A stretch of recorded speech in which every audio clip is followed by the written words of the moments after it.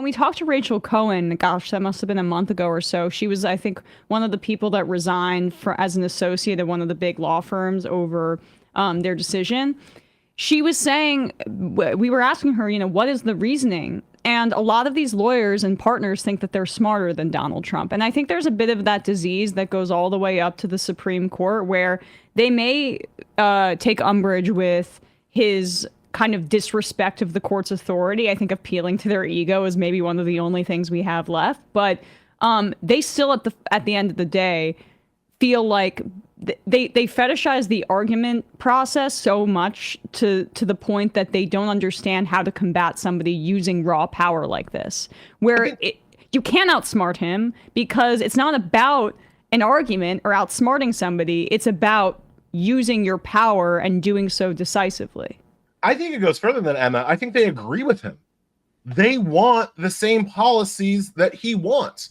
They might not like the way that he's doing it all the time. They might wish that he would do these things in a more normal, argumentative, due process kind of way, but they want to get to the exact same place that Trump is already going, right? And I think that we give almost these Supreme Court justices or these lawyers a little bit too much credit by assuming they are on the right side of history at some level, by assuming that they also believe in a multiracial, multi-ethnic, pluralistic democracy that's built on, we think they agree. We want to say that they agree with that, but there's scant evidence that they do.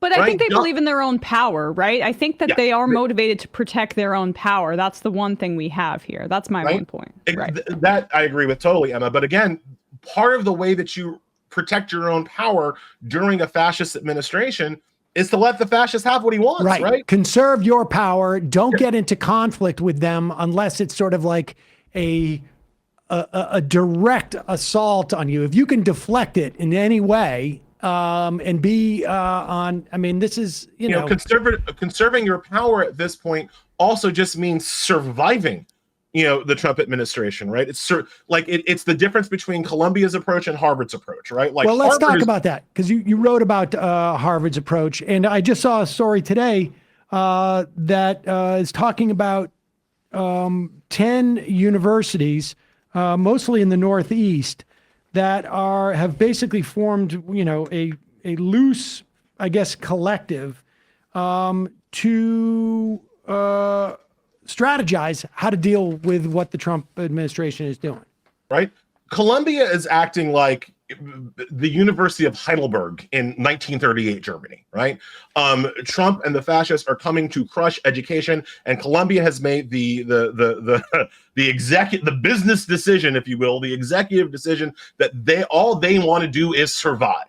All they want to do is survive through it, and they're willing to sacrifice their entire reputation to do it, figuring that they will be able to get it back when this is all over, right? If they can survive the takeover, then at some point in the future, 5 years, 10 years, 20 years, they'll, just like the University of Heidelberg still exists today and doesn't always get tarnished with what they did in the 30s and 40s, right? Like Columbia is trying to survive.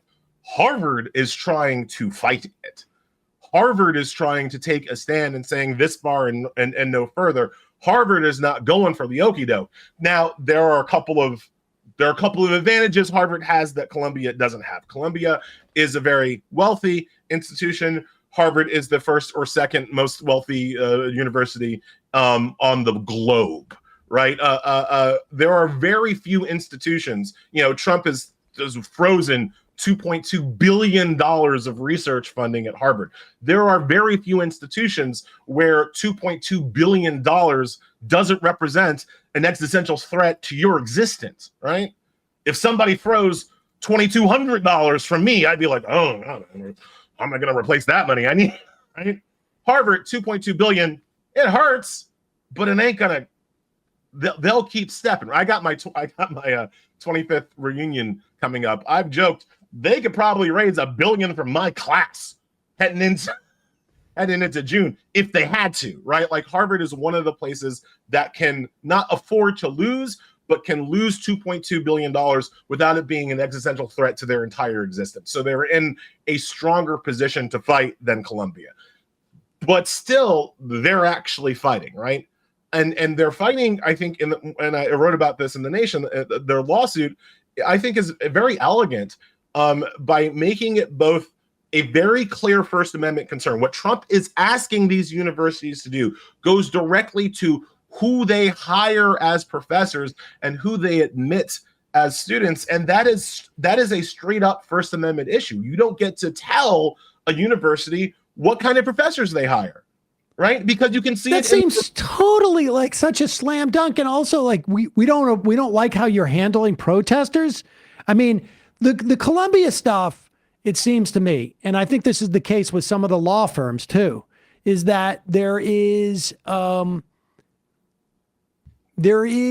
may not be full-throated support in terms of like, every entity, because none of these institutions are individuals, but the force of whatever the influences are on these institutions, and it's more narrow, I guess, at some of these law firms too, is, somewhat aligned with the idea of you need to punish these pro-Palestinian protesters more. Like there is a Zionist influence in these spaces that I think, absent Trump doing this stuff, they wouldn't necessarily invite it, but it makes it easier for them to go along with it because like some of the outcomes are probably ones that they're happy with. And you can see it so obviously if you just reverse the victims just for 2 seconds, right? Imagine I'm president or somebody looked just like me is president, and then you showed me the clip of Ole Miss. Really, any day at Ole Miss probably, but specifically the clip where the frat boys are menacing that black woman on campus at Ole Miss. If I'm president and I have Trump's powers, with the powers that Trump claims to have, as president, then I could just go to Ole Miss and say, you know what? You didn't punish those students enough, so I'm pulling your federal funding. Boom. What's to stop me from doing that? Well, in fact, there are tons of laws and tons of constitutional principles, to say nothing of the First Amendment, that should stop me as president from punishing Ole Miss for insufficiently punishing racist people on their campus. And I'm just using Ole Miss because that's the most recent one I could think of off the top of my head. You don't want coincidentally, a week ago at this time, I was driving through Ole Miss. That's a different story I'll tell you about, but I was there last week. But it's a jarring video because of what you're describing, how white supremacy and Zionism are completely interlinked. Do you think those frat kids at Ole Miss are like, going to Israel all the time? No, they just fundamentally understand, there's something about Zionism that works very neatly with my white supremacy, and I'm going to meld these two things in my ideology. The easiest way to understand this is to think about what powers a president should have or shouldn't have, right? I shouldn't be able to pull taxpayer funding from Ole Miss because I don't like how they punish their protesters. I shouldn't be able to go to the University of Alabama and say, like, you know what? You haven't hired enough black football coaches, so unless you hire more black people to coach football, I'm going to pull your taxpayer funding. Like, I shouldn't be able to do that. And in fact, and that's the other brilliant thing about the Harvard lawsuit, it's not just that they shouldn't be able to do that under the principles articulated under the First Amendment. There's also a law here. It's called the 1964 Civil Rights Act. And the Civil Rights Act specifies exactly what you're supposed to do if you feel like an institution that gets federal dollars is insufficiently committed to fighting racism, which would include anti-Semitism, right? And there's a whole procedure. You got to have a hearing. You got to give them an opportunity to voluntarily comply. If they don't comply, you have to submit a letter to the House and the Senate explaining exactly how the university didn't comply. And then if you're going to pull their funding, you can only pull the funding for the tailored, narrow program you say is out of compliance with the Civil Rights Act. Somebody please tell me how Harvard's cancer funding, cancer research, has anything to do with anti-Semitism, right? Are they only giving cancer treatments to Palestinians? I don't think so. Correct me if I'm wrong, but that's not how cancer research works, right? So again, not just the First Amendment up here, the Civil Rights Act tells us exactly how we're supposed to handle this situation, and Trump is just completely ignoring it, and the Republicans are completely ignoring it. And that's the other reason why Harvard's lawsuit has a real chance, I think, to succeed, even in front of this conservative Supreme Court. And it's why the other universities should have fought too.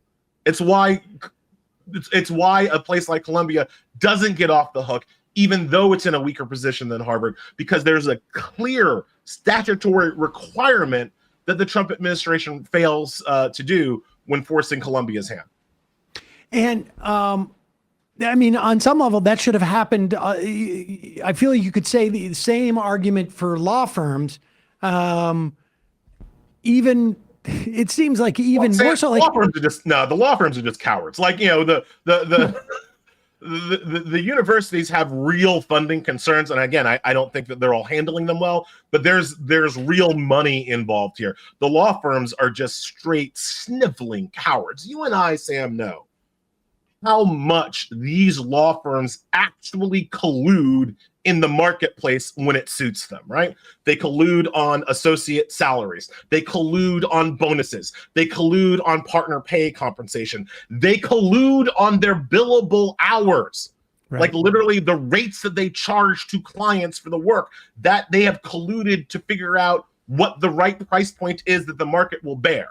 So you can't tell me that they can't collude to figure out how to fight fascism. If they wanted to, they could, and they would. Again, they already want to go where Trump is leading them. If I was a law student today, aside from desperately wanting to not be one anymore, I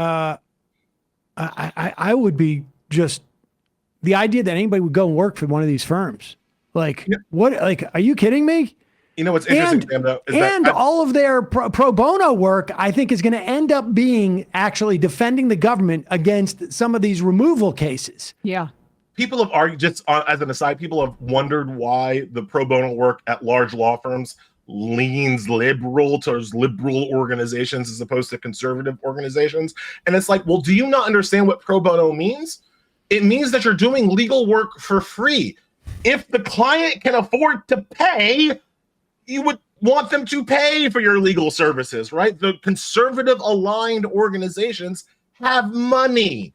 And so when we do legal work for them, we want them to pay a bill. The liberal aligned organizations, for the most part, don't have money. And so that's why it is pro bono, for free. We're going to do this because when we want to get paid, we go. That's when we do the Republicans and the conservatives bidding, right? If I want to represent Exxon, I'm going to be able to get a check for that. If I want to represent Habitat for Humanity, I might need to do that pro bono. That's the difference, right? So that's just an aside. One thing that's weird though, Sam, is that I wonder if you've got this too. I have a lot of people asking me through any network that they can get in touch with me, saying that now I really want to go to law school.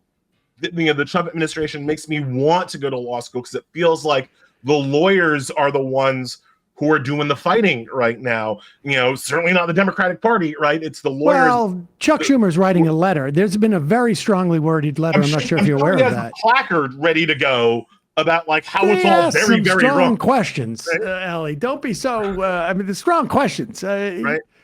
And so when I've told these people who are coming to me like, you know, should I go right now? I'm always like, well, if you do go for free, because if you want to go specifically to fight things like the Trump organization, things like MAGA, you can't graduate $200,000, $300,000, $400,000 in debt.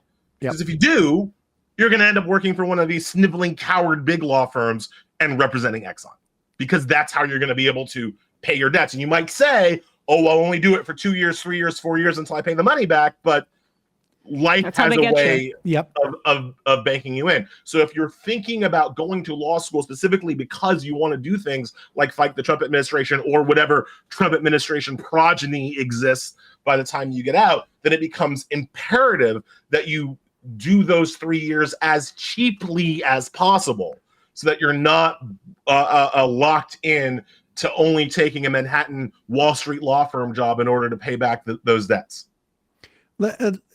Just pivoting to that last, like sort of, I guess, vertical of questions here.